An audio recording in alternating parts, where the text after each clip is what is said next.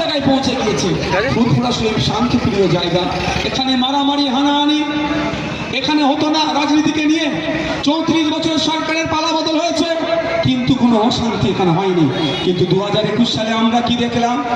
রাজ্যের শাসন কার্য আবার তৃতীয়বার ফিরে পাওয়ার পরে আইএসএফ এর কর্মী সমর্থকদের উপরে কিভাবে হামলা চালানো হয়েছে, আমরা এগুলো ভুলে যাচ্ছি না। তারপরেও বলবো, সবই আমার পাড়া প্রতিবেশী, আত্মীয় স্বজন, বন্ধুদের মধ্যে পড়ে তাদেরকে আমি একবার সতর্ক করে দিতে চাই।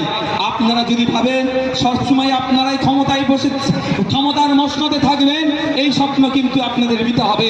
মানুষ কিন্তু আজকে আপনাদের ম্যান্ডেট দিয়েছে, আগামী দিনে নাও দিতে পারে। সুতরাং আপনারা প্রস্তুত থাকুন।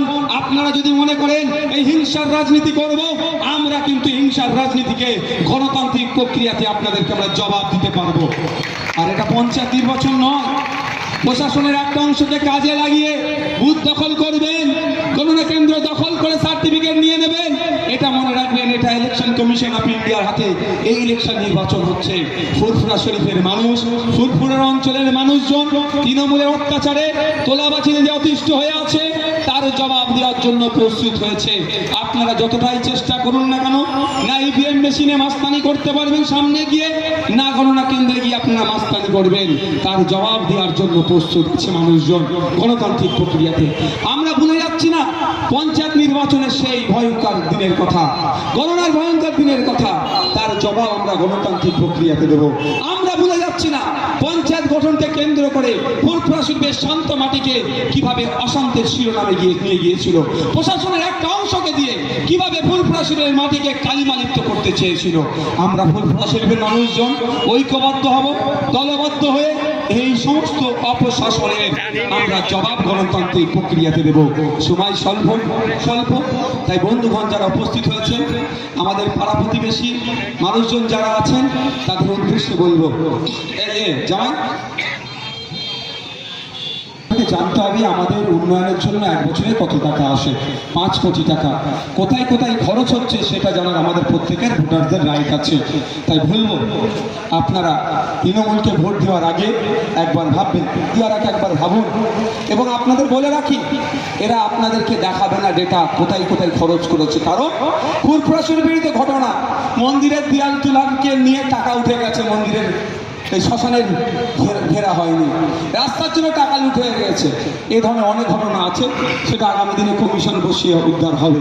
কিন্তু আমি আপনাদের বলি, আপনাদেরকে ভাবতে হবে, ভাবার সময় এসেছে। আপনারা যদি না ভাবেন, ভাববেটাকে? 1 বছরে 5 কোটি, 5 বছরে 25 কোটি, কোথায় গেল? আপনাদেরকে ভাবার সময় এসেছে। আপনাদের বলে রাখি, আপনারা যদি আমাদেরকে কাজের সুযোগ দেন, আমাদেরকে যদি পার্লামেন্টে পাঠান, 1 বছরে 5 কোটি, 5 বছরে 25 কোটি টাকা, সবই আপনাদের নজরদারিতে কাজ হবে। আপনাদের বলি, ধরুন না এই ফুরফুরা শরীফের এই তালতাল হাট মোড়ে একটা আমরা হাইমাস লাইট লাগাবো, কত খরচ? সঠিকভাবে খরচ হয়, তার জন্য আমরা ব্যবস্থা করে দেবো। তাই বন্ধুগণ, আপনাদের উদ্দেশ্যে বলবো, আপনারা যারা উপস্থিত হয়েছে, ভোটটা দেওয়ার আগে একটু ভাববেন, ভোটটা দেওয়ার আগে একটু ভাববেন। কারণ এখানে যারা উপস্থিত হয়েছেন, আমার গ্রামের যারা আছেন, আমার বুথের যারা আছেন, যারা এখন উপস্থিত হয়েছে, যারা মাইকের আওয়াজ শুনছি, 100টার মধ্যে 90 জনের বাড়ির ছেলে মেয়েরা সরকারি স্কুলে পড়ে। আর যাদের বাড়ির ছেলে 90 জনের সরকারি স্কুলে পড়ে, একটু আজকে বাড়ি যাবেন, বাড়ি গিয়ে বাড়ির বাচ্চাকে জিজ্ঞাসা করবেন, যে বাড়ির বাচ্চাদেরকে জিজ্ঞাসা করবেন, এই বাবু তুই কিসে পড়িস? কেউ 4, কেউ 3, কেউ 5, কেউ 6। তাদের বাচ্চাগুলোকে ডাকবেন, বাচ্চাগুলোকে ডেকে জিজ্ঞাসা করুন যে তুই 6-এ পড়িস? তাহলে জিজ্ঞাসা করবেন ক্লাস 4-এ পড়ে, 5-এ পড়ে, 6-এ পড়ে, 6-এর পরে জিজ্ঞাসা করবেন ইংলিশের বইটা, ইংলিশ জিজ্ঞাসা করবেন অঙ্কের বইটা খুলে দিয়ে, সে 6-এ পড়িস তো? অঙ্কটা কত? 100টার মধ্যে 90টা বাচ্চার অঙ্ক পারবে না। 100টা বাচ্চাকে ডাকবেন ক্লাস 6-এ, এই তোর নাম, তোর বাপের নাম, তোর মায়ের নাম, ঠিকানা এটা, এবং সাথে সাথে কোন স্কুলে পড়িস এটা তারা ইংলিশে লিখে দিতে বলেন তো। আমি এখানে চ্যালেঞ্জ করে যাচ্ছি, ফুরফুরা শরীফে আমার বাড়ি, আমার জন্মভূমি এটা। আমি যদি ভুল বলি, সকাল সন্ধ্যা আমাকে দেখতে পাবেন আপনারা, তা দেখতেও পান। বাচ্চাগুলোকে ডেকে জিজ্ঞাসা জিজ্ঞাসা করবেন, 100টা বাচ্চাকে জিজ্ঞাসা করলে 90টা বাচ্চা ফেল করবে। তার নাম, তার বাপের নাম, তার ঠিকানা, সে কোন ক্লাসে পড়ে, এটা ইংলিশে লিখে দিতে। তাহলে বলুন, আমরা তো দাদার ধরে জিন্দাবাদ, দিদির হয়ে জিন্দাবাদ লাগিয়ে যাচ্ছি। কল্যাণবাবুকে কিভাবে পার্লামেন্টে পাঠাতে হবে তার জন্য এত চিন্তিত।